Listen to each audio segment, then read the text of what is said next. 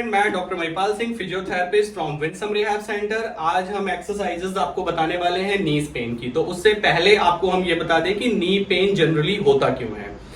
एक तो होता है रेमोटॉइड आर्थराइटिस, एक होती है ऑस्टियो आर्थराइटिस। समटाइम इंजरी की वजह से भी पेन होती है, बट आमतौर से जो सबसे पहले नी में पेन आती है वो होती है हमारी रिपीटेटिव स्ट्रेन इंजरी, कि गलत तरीके से एक मसल्स को बहुत देर तक यूज करने की वजह से या मसल्स टायर्ड होने की वजह से, जो हमारे खड़े होने का तरीका होता है, चलने का गलत तरीका होता है, बहुत ज्यादा गलत तरीके से बैठने, इन वजह से भी हमारे नीज के आसपास की मांसपेशियां जो हैं वो लूज हो जाती हैं, कई बार नॉर्मल से ज्यादा टाइट हो जाती हैं, या उनमें प्रॉब्लम आने की वजह से भी आप में नी पेन होता है। तो आमतौर से हम इसे जाने कैसे कि हमारे साथ पोस्चरल प्रॉब्लम्स या मसल इंबैलेंस की वजह से हमें नी पेन है।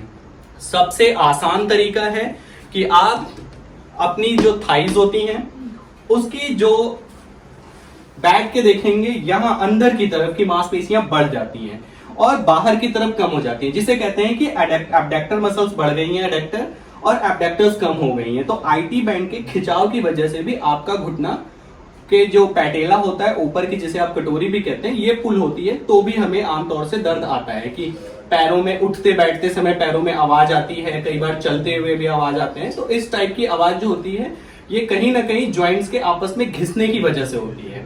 तो अगर हम इसे ठीक करते हैं तो काफी हद तक हम अपने पैरों के दर्द को बचा सकते हैं कि वो हमें आर्थराइटिस या कोई बड़ी प्रॉब्लम इसमें ना बढ़ जाए।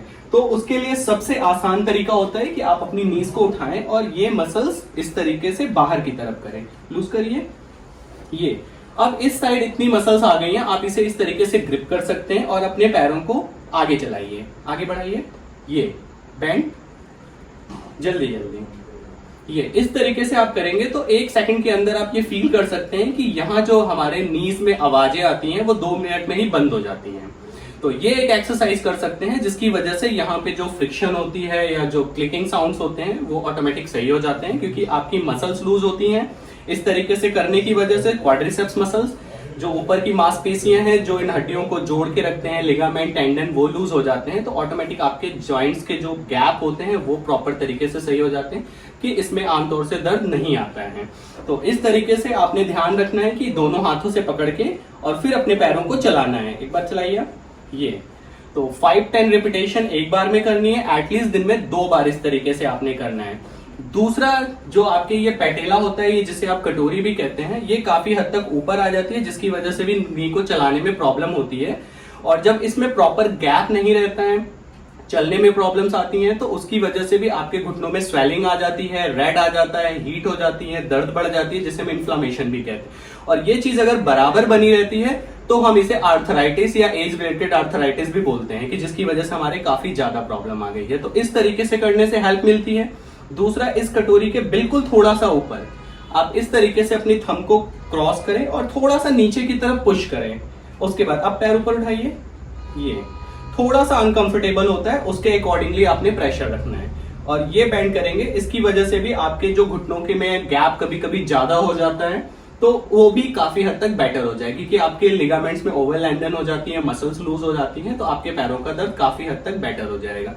ये 2 एक्सरसाइज करने के बाद सबसे इंपॉर्टेंट लास्ट एक्सरसाइज है। इस नी में प्रॉब्लम आ रही है, आपने कोई टॉवल या पिलो नहीं रखना है, जस्ट इस तरीके से एक छोटी सी बॉल रखनी है और इसे, और यहां आपने ध्यान देना है कि सिर्फ हील आपकी डाउन रहेगी, प्रेस ये, और पैर उठना नहीं चाहिए। एड़ी बिल्कुल अगर बेड से रहती है, नी प्रेस करिए, तो आपका जो सारा प्रेशर है वो आपकी थाई की मांसपेशियों से और नी के आता है। तो धीरे धीरे इसमें स्ट्रेंथनिंग एक्सरसाइज होती है और ये स्ट्रांग होता है। ये जितना स्ट्रांग होगा आपकी मसल शिफ्ट नहीं होंगी, तो ये टाइट नहीं होगा और ये पुल नहीं करेगा, जिसकी वजह से आप में के नीज में कोई भी रगड़न, वो घिसना वगैरह होता है, ऐसी कोई प्रॉब्लम्स नहीं आएगी और वो हेल्दी नहीं होगी। तो एड़ियों पे आपने ध्यान रखना है, ये नीचे रहे और दबाइए, ये रिलैक्स, और हम छोड़िए, फिर से रिलैक्स, फिर से रिलैक्स। ये एक तरीके से रजिस्टिव एक्सरसाइज होती है, कि बॉल को जितना हम प्रेस करते हैं बॉल भी उतना ही अपोजिट प्रेशर लगाती है। तो पहले तो हम इसमें ताकत लगाते हैं इसको दबाने के लिए।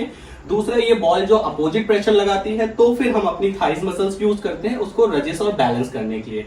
तो ये बेस्ट एक्सरसाइजेस होती हैं आपके नीज और लेग के लिए। इस एक्सरसाइज को करने के बाद ये हील, प्रेस, बेंड, फिर से इससे आपके नीज के मूवमेंट्स बेटर हो जाते हैं।